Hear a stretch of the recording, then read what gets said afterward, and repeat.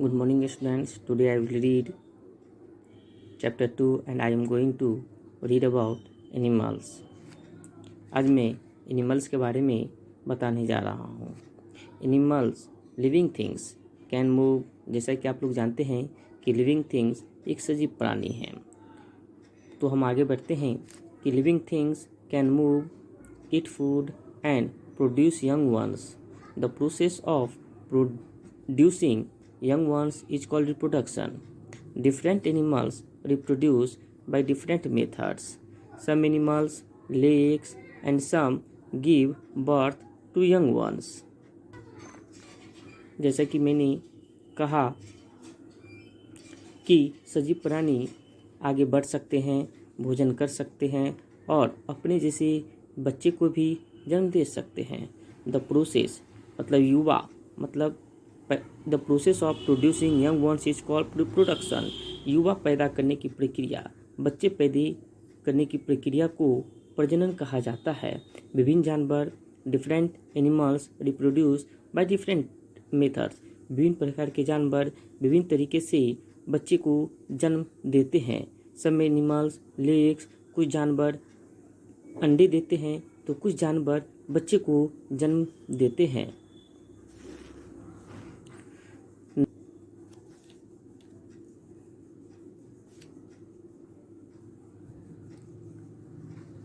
पक्षी अंडे देते हैं. अंडे में एक कठोर सुरक्षात्मक खोल होता है जिसमें एक पीला कलर का जर्दी पाया जाता है जो सफ़ेद एल्बुमिन से घिरा होता है. The yolk provides food to the chick growing inside it. The growing chick is called embryo. The parent bird sits on the egg to keep it warm. The chick breaks the shell and comes out when it has grown. This is called hatching.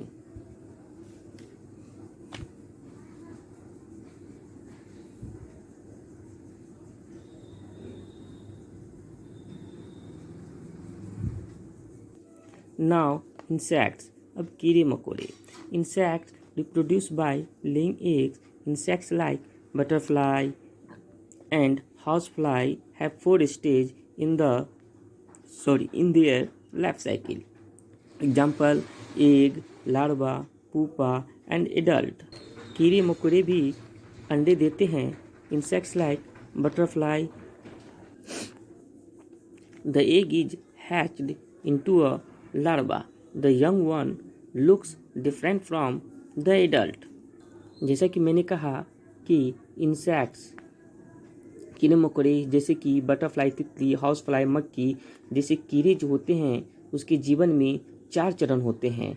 जैसे अंडा, egg, larva, pupa and adult. अंडा एक larva में रचा जाता है. युवा वयस्क से अलग दिखता है. एक तितली के लार्वा को कैटरपिलर के रूप में जाना जाता है. And that of a house fly is called a maggot. और मक्खी के बच्चे को जो है मैगोट के नाम से जाना जाता है. The larva first grows rapidly by eating the leaves. Larva जो है बहुत तेज़ी से सबसे पहले पत्ती खाकर बड़े होते हैं. Then after some time it stops eating and forms of a covering around itself called as cocoon.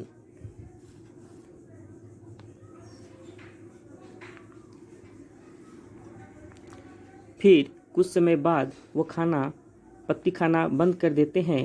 फिर अपने चारों ओर के आवरण को ढक लेते हैं जिसको हम कोकून कहते हैं. This is called pupa. यह पुपा के नाम से जाना जाता है. The larva change into an adult inside the pupa and comes out of it after some time. Larva pupa के अंदर एक वयस्क में बदल जाता है और कुछ समय के बाद इसमें से यह बाहर निकलता है. अब है एम्फीबियंस मीन्स उभयचर, जो दोनों जगह रहते हैं. पानी में भी रहते हैं और ज़मीन पर भी रहते हैं। Amphibians reproduce by laying eggs in water. Amphibians जो होते हैं, प्रजनन जो होते हैं, मतलब अंडे जो देते हैं वो पानी में देते हैं।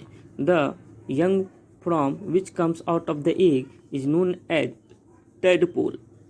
और उस अंडे में से जो बच्चे बाहर आते हैं उसको टैडपोल के नाम से जाना जाता है।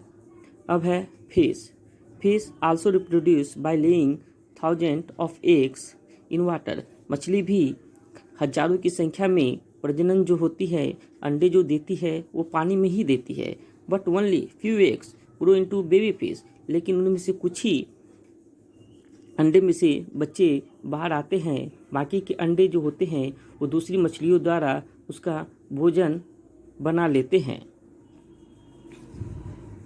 Now reptiles. रेप्टाइल्स मीन्स रेंगने वाला जानवर। Reptiles lay eggs in the sand. रेंगने वाले जानवर जो होते हैं अपने अंडे जो होते हैं वह रेत मतलब समुद्र किनारे में देते हैं, या नहीं तो सड़ी हुई वनस्पति वाली जगह पर देते हैं। They do not sit on the eggs to keep them warm. वे लोग जो होते हैं उन्हें गर्म करने के लिए अंडे पर नहीं बैठते हैं, बल्कि वह अंडा जो होता है समुद्र के रेत से गर्म होता है, फिर उनमें से बच्चे बाहर आते हैं। नेक्स्ट क्लास में पढ़ेंगे हम लोग जानवरों को जन्म देने वाले बच्चे, मतलब एनिमल्स गिविंग टू बर्थ। धन्यवाद।